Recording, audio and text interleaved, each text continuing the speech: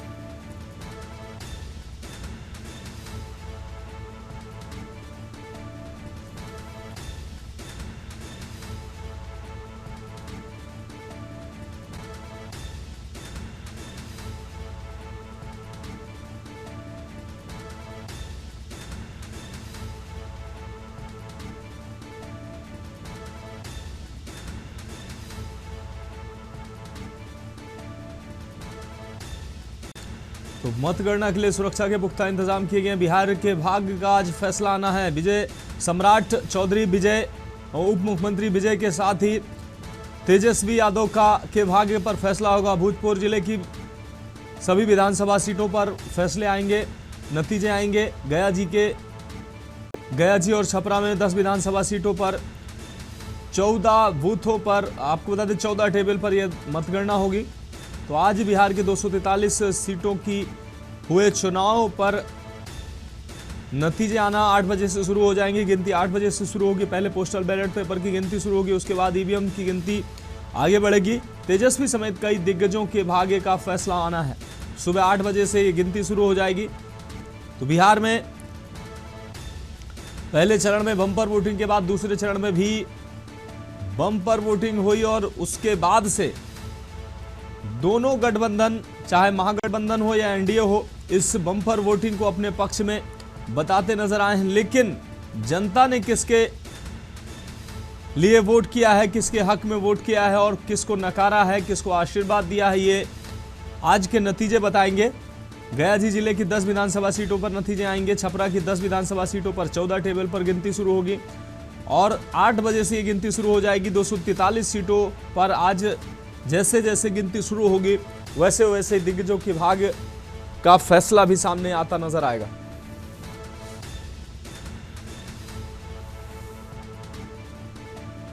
तो तेजस्वी समेत कई दिग्गजों के भाग्य का फैसला आज होना है। आपको बता दें कि सुबह 8 बजे से मतगणना शुरू होगी।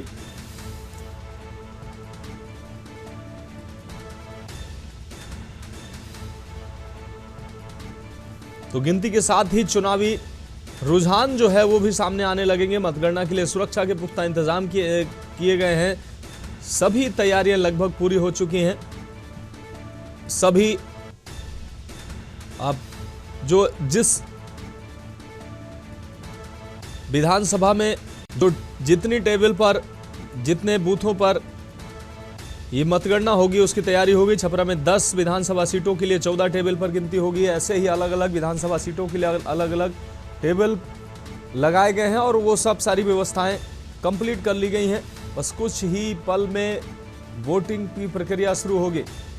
कुछ ही समय में ये प्रक्रिया शुरू होगी।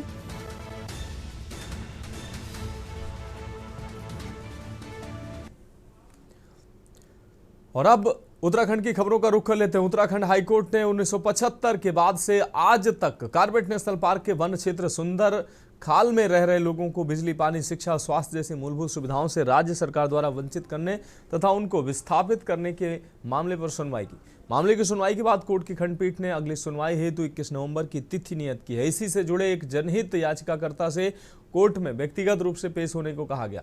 आज हुई सुनवाई पर आपको बता दें, ये सुनवाई कल हुई थी और कल हुई सुनवाई पर राज्य सरकार ने शपथ पत्र पेश कर कहा कि सरकार इनको विस्थापित कर रही है, लेकिन इतनी जगह एक साथ नहीं मिल पा रही है, इसलिए अलग अलग विस्थापित करने का प्रकरण शासन में लंबित है।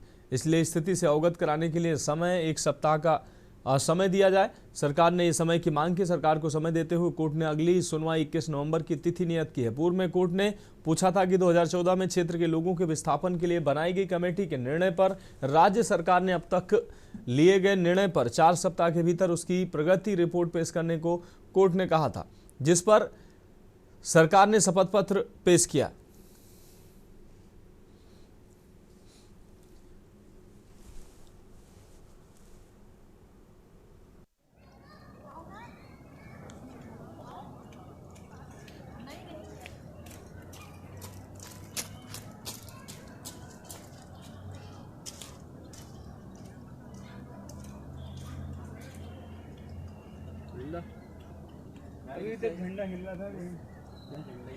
पूर्व में सुंदरखाल जो रामनगर में क्षेत्र है, वहाँ पे फॉरेस्ट की बाहर की लैंड पे कई लोग रहते हैं सन 70 से, और उनको रिहेबिलिटेट करने के लिए लंबे समय से आश्वासन दिए जाते रहे, लेकिन अभी भी वहाँ बिजली, पानी और सभी सुविधाओं के बिना उनको रहना पड़ रहा है। तो जिस पर पूर्व में कोर्ट ने डायरेक्शन इशू की थी, जिसके बाद गवर्नमेंट ने अपना काउंटर एफिडेविट फाइल किया और ये बताया कि उनके लिए अल्टरनेट लैंड की तलाश की जा रही है, परंतु इतनी भूमि नहीं मिल पा रही है एक साथ, तो कोई मॉनिटरी कंपनसेशन देने का या टुकड़ों में अलग अलग जगह पे भूमि उनको दिए जाने का प्रस्ताव अभी शासन में विचाराधीन है, और जिसके बाद राजस्व विभाग की कोई कमेटी इस पर डिसीजन लेगी, तो फिर उसी के अकॉर्डिंग आगे प्रक्रिया की जाएगी पुनर्स्थापना की। इसकी 21 तारीख। अब बढ़ेंगे अगली खबर की ओर। खबर लक्सर से है, जहां बसपा विधायक मोहम्मद शहजाद ने कहा कि हमारा मुद्दा पहाड़ और मैदान का नहीं, बल्कि हरिद्वार के लोगों को भी सब्सिडी सहित पहाड़ की तर्ज पर सुविधाएं और व्यवस्थाएं मिलनी चाहिए। सभी को समानता के साथ मूल निवास प्रमाण पत्र जारी किया जाना चाहिए। हरिद्वार के बाशिंदों को भी पहाड़ की तर्ज पर सब्सिडी दी जानी चाहिए।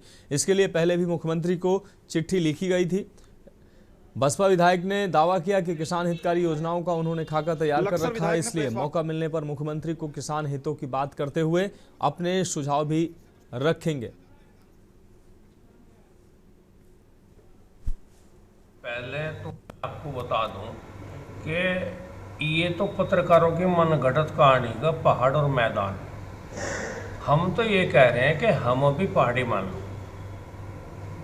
पहाड़ मैदान की बात नहीं हो रही है। हम ये कह रहे हैं हम अभी पहाड़ी मान लो, जो रवैया पहाड़ के साथ हो वो हमारे साथ भी कर लो, जो सब्सिडी पहाड़ पे है वो हमें भी दे दो, जो प्रमाण पत्र पहाड़ पे है वो हमें भी दे दो, ये है। और रही गन्ने की बात, गन्ने के लिए मैं माननीय मुख्यमंत्री और मंत्री को चिट्ठी लिखी थी और मेरे साथ सदन में भी वादा किया था कि हम पहली मीटिंग जैसे सदन के बाद कैबिनेट होगी हम उसमें घोषित करेंगे। बढ़ेंगे अगली खबर की ओर। देहरादून में दून पुस्तकालय एवं शोध केंद्र में आयोजित मासिक कार्यक्रम खबर पात के 5वें संस्करण में उत्तराखंड राज्य आंदोलन पर केंद्रित परिचर्चा के दौरान आंदोलनकारियों की आंखें नम हो गईं। अपने अनुभव साझा करते हुए उन्होंने उस दौर के जख्मों और संघर्ष की दास्तान सुनाई। कार्यक्रम में शामिल 6 आंदोलनकारियों ने रामपुर तिराहा कांड सहित आंदोलन के दौरान झेले गए भयावह पलों को याद किया। आंदोलनकारी उषा भट्ट ने उस घटना का आंखों देखा हाल सुनाते हुए कहा कि वे 1 अक्टूबर को गोपेश्वर से 24 लोगों के साथ चली थी, जिनमें 14 कर्मचारी, 7 गृहिणियां और 3 छात्राएं शामिल थीं।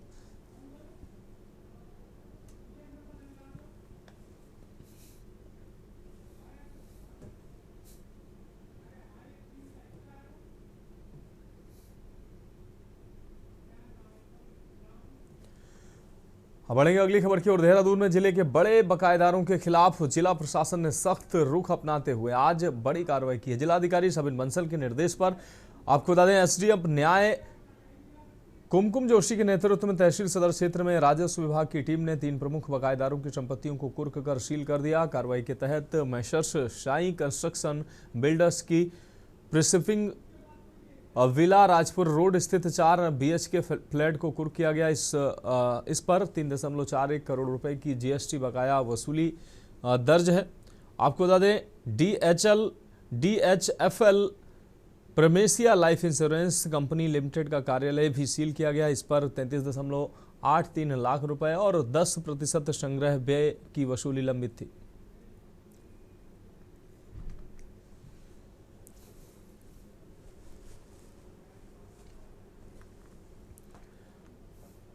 बढ़ेंगे अगली खबर की ओर। उत्तराखंड STF की साइबर क्राइम टीम ने देश भर में फैले डिजिटल अरेस्ट स्कैम का भंडाफोड़ करते हुए लगभग 87 लाख रुपए की ऑनलाइन ठगी का खुलासा किया।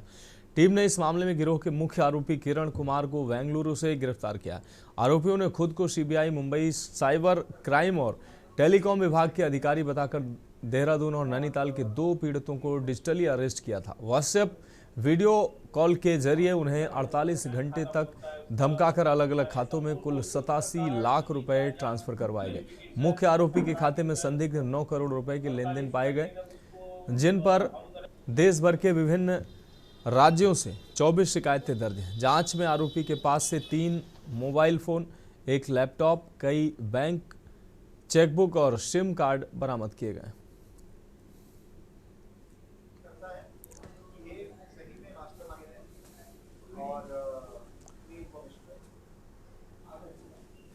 आप लोग जानते हैं कि डिजिटल अरेस्ट में मास्टरमाइंड को पकड़ पाना काफ़ी मुश्किल होता है। तो IG सर के निर्देशानुसार हमने नई स्ट्रैटेजी बनाई, कोर टीम्स का गठन किया। उसके चलते हमें एक सफलता हासिल हुई है। उसमें हम एक मुकदमा हमारे गढ़वाल रीजन में है, एक कुमाऊं रीजन में है, जिसमें अराउंड टोटल 87 लाख का डिजिटल अरेस्ट में फ्रॉड हुआ है। साइमल्टेनियसली आपके नोएडा साइबर सेल में भी ये 3 करोड़ का मुकदमा पंजीकृत है। एंड बाकी इसमें अराउंड वेस्ट बंगाल, तेलंगाना, राजस्थान, हिमाचल प्रदेश, इसमें भी मोर देन 20 स्टेट्स हैं जहां की कंप्लेंट्स हमें मिली हैं और उसमें जांच चल रही है कि FIR पंजीकृत है कि नहीं है। बढ़ेंगे अगली खबर की ओर। खबर लाल कुआं से है, जहां विधानसभा क्षेत्र के हल्दू चौड़ मंडल में आज युवा आवाहन कार्यक्रम का सफल आयोजन हुआ है। कार्यक्रम में मुख्य अतिथि विधायक डॉक्टर मोहन सिंह बिष्ट ने युवाओं की समस्याएं सुनकर निस्तारण कराने का भरोसा दिलाया। साथ ही कहा खेल प्रतिभाओं को आगे बढ़ाने के लिए स्टेडियम का तेजी से निर्माण किया जा रहा है, जिससे स्थानीय खिलाड़ियों को अपनी प्रतिभा निखारने का बेहतर मंच मिल सके। मंडल अध्यक्ष रोहित दुमका ने बताया कि युवा आवाहन कार्यक्रम का उद्देश्य युवाओं को संगठन और समाज में उनकी भूमिका के प्रति जागरूक करना है। विश्वास जताया कि 2027 विधानसभा चुनाव में भारी मतों से निर्वाचित होकर डॉक्टर बिष्ट युवाओं सहित क्षेत्र का चौमुखी विकास जारी रख सकेंगे।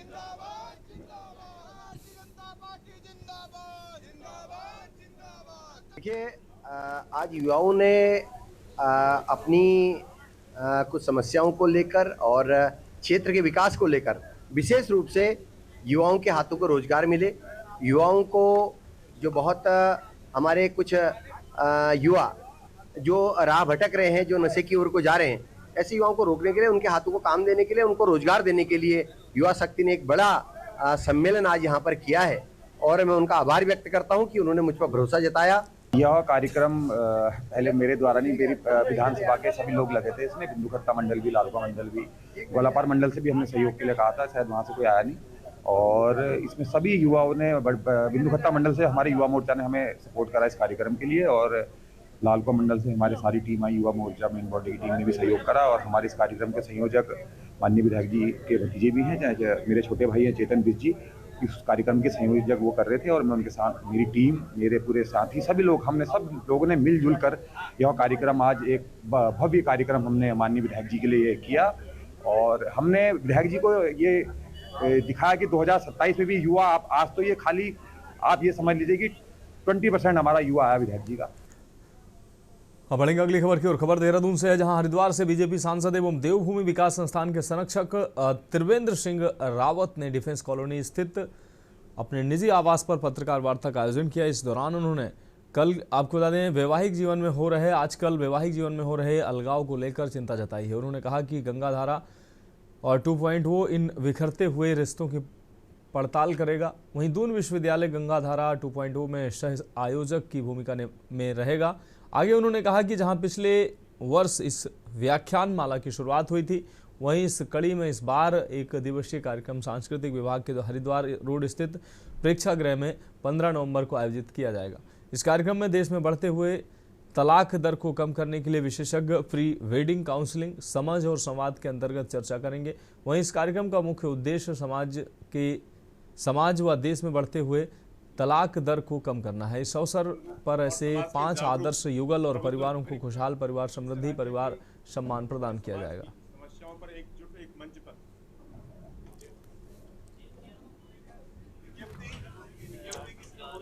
15 तारीख को नवंबर को ये प्रोग्राम होगा।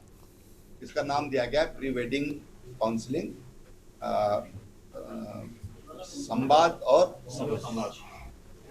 समझ और संवाद नाम दिया गया है। ये प्रातः 10 बजे से प्रारंभ होकर के और 2:30 बजे तक चलेगा, जिसमें हमारे कुछ मनोवैज्ञानिक, कुछ मनोचिकित्सक, कुछ काउंसलर, इसमें जो इन बातों के विशेषज्ञ हैं, इन विषयों के विशेषज्ञ हैं। बढ़ेंगे अगली खबर की ओर। खबर नैनीताल से है, जहां उत्तराखंड हाईकोर्ट में एलटी शिक्षकों और प्रवक्ताओं की पदोन्नति मामले पर दायर विभिन्न याचिकाओं की एक साथ सुनवाई हुई। मामले की सुनवाई के बाद कोर्ट की खंडपीठ ने राज्य सरकार को वरिष्ठता के आधार पर पदोन्नति करते हुए सभी को लाभान्वित करने का आदेश जारी किया। आपको बता दें कि प्रदेश में एलटी शिक्षकों और प्रवक्ताओं की पदोन्नति के मामले पिछले कई वर्षों से लटके पड़े हैं। प्रभावित शिक्षक प्रवक्ता लंबे समय से सरकार से पदोन्नति देने की मांग कर रहे हैं। विभागीय स्तर पर सुनवाई न होने पर कई लोगों ने उच्च न्यायालय का दरवाजा खटखटाते हुए याचिकाएं दायर की। याचिकाकर्ताओं का कहना है कि प्रधानाचार्य पद की सीधी भर्ती को निरस्त कर पदोन्नति के माध्यम से भरा जाए। पदोन्नति का लाभ मिलने की उम्मीद में वे वर्षों से कार्य करते आ रहे हैं। सुप्रीम कोर्ट द्वारा भुवन चंद्र कांडपाल के केस में पारित आदेश के आधार पर पदोन्नति देने की मांग कर रहे हैं।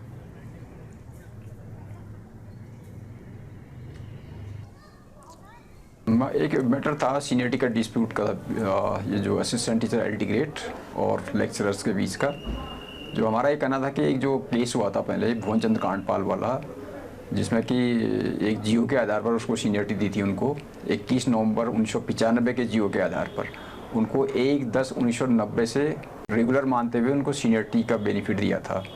तो हमारा भी यही कहना था, और जो थे लक्ष्मण खाती, त्रिभुवन कुंवर, जीवन धामी, कई पिटिशनर थे, एलटी ग्रेड और लेक्चरर दोनों।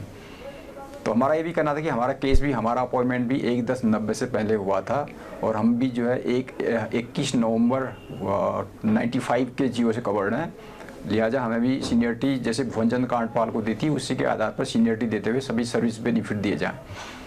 तो हम पहले यहाँ से जीत गए थे डबल बेंच से।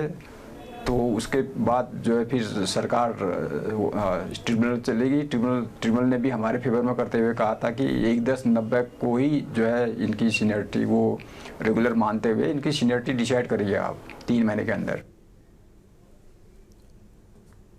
बढ़ेंगे अगली खबर की। बीते रोज उत्तराखंड कैबिनेट बैठक में एक महत्वपूर्ण निर्णय लिया गया, जिसमें उत्तराखंड के हर परिवार को सरकारी योजना का लाभ लेने के लिए विशेष आईडी बनानी पड़ेगी। इसे अब सरकार की आगामी चुनावी रणनीति से भी जोड़कर देखा जा रहा है। पूरे प्रदेश में मूल निवास की मांग एक बार फिर से गरमाने लगी थी।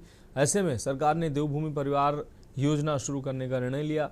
योजना के तहत राज्य में रहने वाले हर परिवार का पहचान पत्र बनेगा, जिसमें पूरे परिवार का ब्यौरा दर्ज होगा। इससे पात्र परिवारों को सरकारी योजना का सीधा लाभ आसानी से मिल पाएगा। भाजपा प्रदेश अध्यक्ष ने भी स्पष्ट करते हुए कहा कि जो भी व्यक्ति उत्तराखंड का स्थायी निवासी होगा वह इन योजनाओं का लाभ ले पाएगा। ऐसे में प्रदेश में बिना स्थायित्व का निवास कर रहे लोगों को परेशानी उठानी पड़ सकती है, चाहे वह स्वास्थ्य से संबंधित हो या अन्य योजनाओं के लाभ।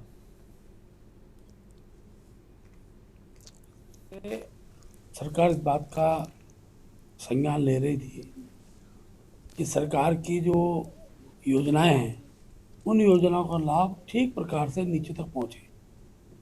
उसके लिए जो उत्तराखंड के लोग हैं, देवभूमि में निवास करते हैं, ऐसे सभी लोगों के लिए देवभूमि विकास योजना करके एक कार्ड बनेगा, वो सबको दिया जाएगा और उसमें सब प्रकार की योजनाओं का एक प्रकार से प्रारूप होगा और उसका लाभ नीचे तक पहुँचे। जिस व्यक्ति को इसकी आवश्यकता हो सुविधाएं मिले, उसकी एक प्रक्रिया हम सरकार की इस पहल का स्वागत करते हैं। तो फिलहाल उत्तराखंड की खबरों में अभी के लिए मेरे साथ इतना ही। मुझे दीजिए इजाजत और आप देखते रहिए के न्यूज़ इंडिया।